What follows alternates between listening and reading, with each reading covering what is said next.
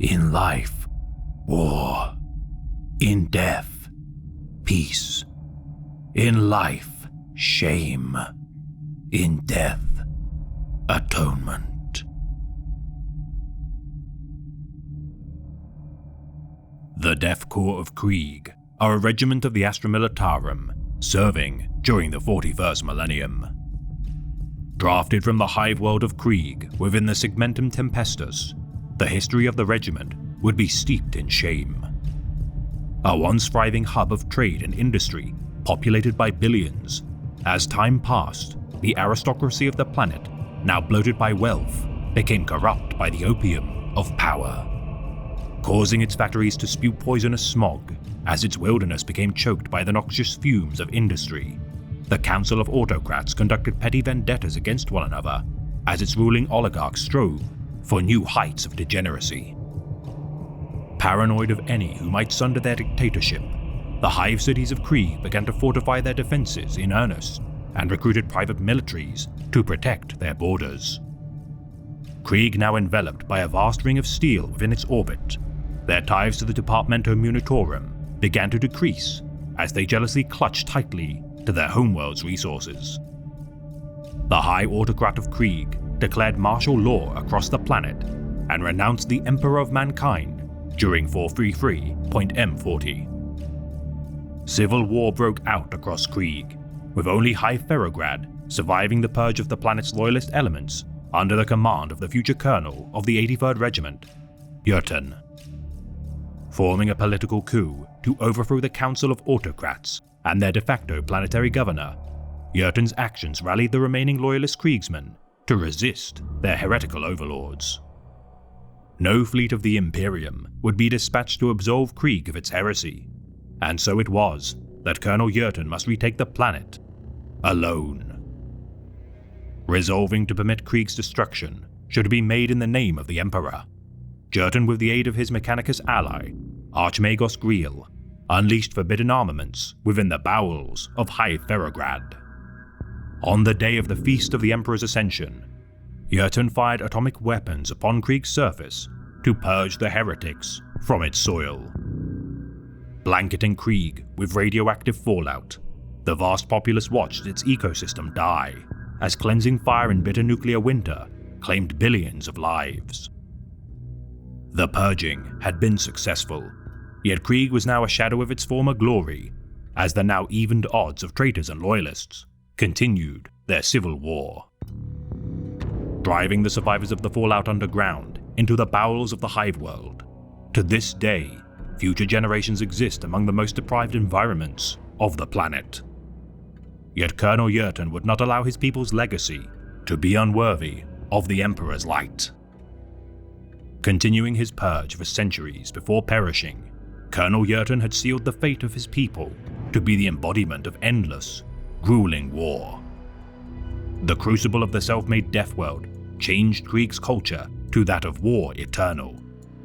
Its populace from cradle to grave embodying the notion that all they were bred to do was to fight in the name of the Emperor.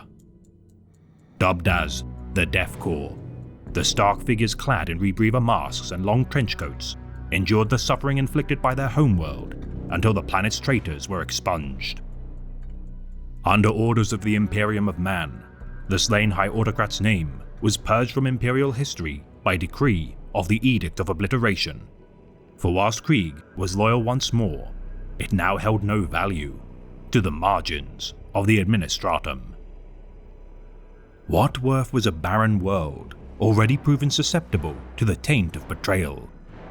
Only one commodity of value remained: the Death Corps. Forged through half a millennia of bitter civil war, the Death Corps of Krieg had mastered the tactics of attritional, stubborn siege warfare, their bayonets coated in the blood of their own duplicitous kinsmen. Inducted into the fold of the Astra Militarum during 949.M40, the Kriegsmen gladly tithed its people to fight for the Imperium as an act of penance. Demanding one regiment of troops for the Imperial war effort, the Departamento Munitorum would be shocked to receive 20 regiments for immediate deployment. Equipped, trained, and hungry for war, these zealous soldiers would prove to be among the most loyal and dependable militaries of the Guard. Requesting to be sent to the most hazardous and dangerous war zones, the Death Korps did not shy away from glorious death made in the name of the Emperor. Founding subterranean cities beneath the soil of Krieg, the homeworld of the Death Korps toiled endlessly to manufacture and equip endless reinforcement soldiers, as training grounds drilled new recruits without end. Issuing commissars to command this new breed of soldiers, the elite officers of the Imperial Guard reveled in their service commanding warriors of such indefatigable purpose. Proving superior to the vast majority of their contemporary regiments of the Guard, the Death Korps swiftly achieved notoriety and respect for their faultless performance. Whether deployed to polluted ash worlds, radioactive wastelands, or chemically dangerous hives, any stalemate of war could not hope to defy the march of the Death Korps. Enforcing maximum recruitment tithes upon the masses of Krieg, the Departamento Munitorum wasted no time in exploiting the Death Korps' martial prowess. While other worlds in the fold of the Imperium produced materials, agriculture, and technological marvels, Krieg created only soldiers. The High Lords of Terror decreed that any actions taken to obstruct Krieg's continued tithes would be punishable by death. So valuable was the Death Korps' willingness to plunge headfirst into the meat grinder of war. Allowing for the use of eugenic policies within the populace of Krieg to weed mutations from their ranks and facilitate purebred warriors, the universal conscription of Kriegsmen is further bolstered, utilizing the Vitae womb birthing technologies which create Kriegsmen at an accelerated rate. Despite the disdain of the major biologists in using such forbidden technologies, the war world of Krieg is beyond reproach due to its generous tithes of soldiers.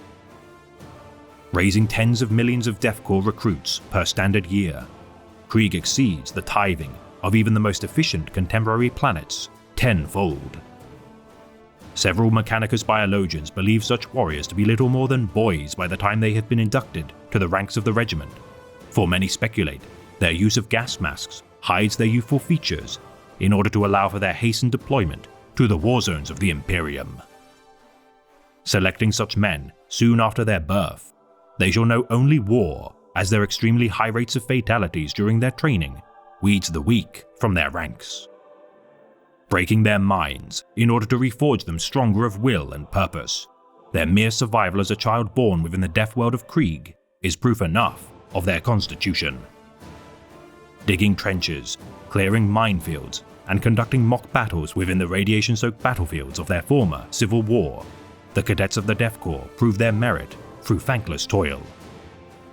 Embodying a near unbreakable standard of discipline among their men, the Death Korps operate rarely removing their gas masks due to their invaluable utility in protecting their wearers. Similar in appearance to the famous Armageddon Steel Legion, their widespread use of long trench coats and skull iconography emphasizes their dour and grim reputation. The officers of the regiment embellishing their armor with flourishes of ornamentation. For the majority of the regiment, their uniforms bear only marginal variation in design or color scheme.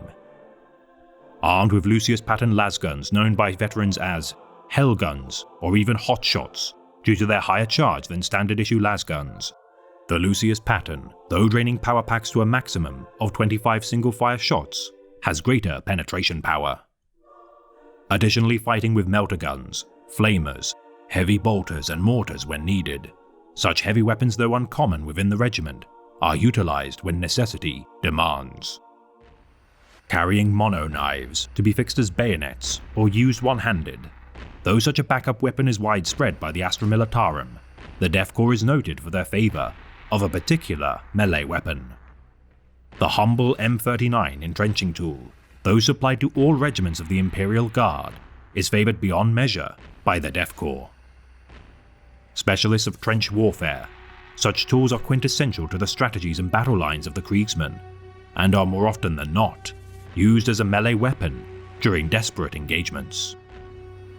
Intensely loyal, stoically aggressive, and resilient to the point of callousness, the Death Korps have been assigned to several devastating war zones to tip the scales of victory.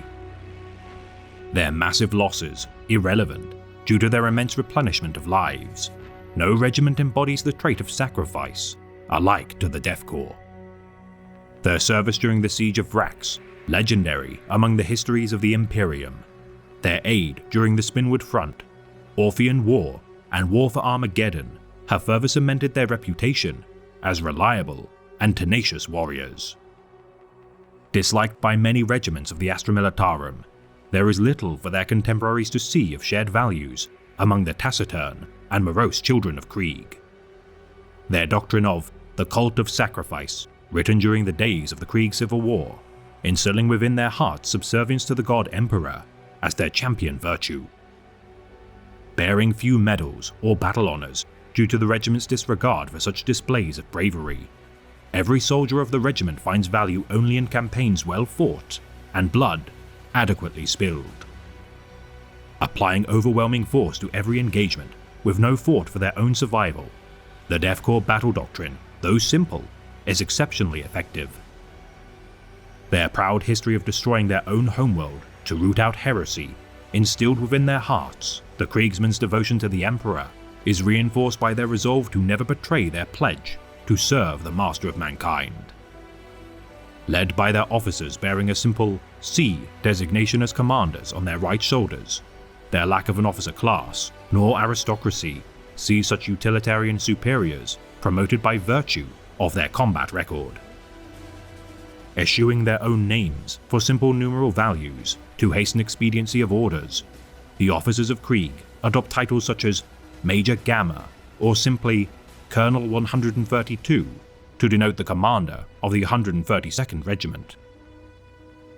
Commissars of the Death Korps abandon their usual duties of imposing order within their men's ranks due to the regiment's lack of disorderly conduct, and instead facilitate the cohesion of their men with collaborating Astra Militarum regiments.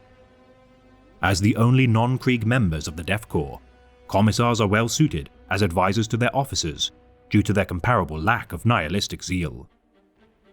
Liaising with command staff of cooperative armies and enforcing restraint amongst their men to better apply their aggression. Incorporating specialist roles, such as grenadiers and engineers into each regiment, so-called watchmasters and ride masters act as sergeant classification of each company of line soldiers and riders, respectively. Each siege regiment, consisting of 5 companies comprised of 10 infantry platoons and 1 heavy platoon, a captain of each company oversees their effective application of force for each campaign. A single platoon incorporates 6 infantry squads, led in turn by a command squad, typically spearheaded by the longest surviving watchmasters of the regiment. The Death Riders, similar in bearing to standard Rough Rider cavalry of the Guard, charge into battle atop their war horses, the Krieg steeds, which are famed for their genetically engineered capabilities. Gifted additional organs to enhance their speed, endurance and strength, the armored stallions of Krieg are further augmented with subdermal armor, pain blockers, and osmotic lungs to survive toxic environments. The equine riders of Krieg exceed the maneuverability of armored vehicles and assault en masse to overwhelm enemy positions.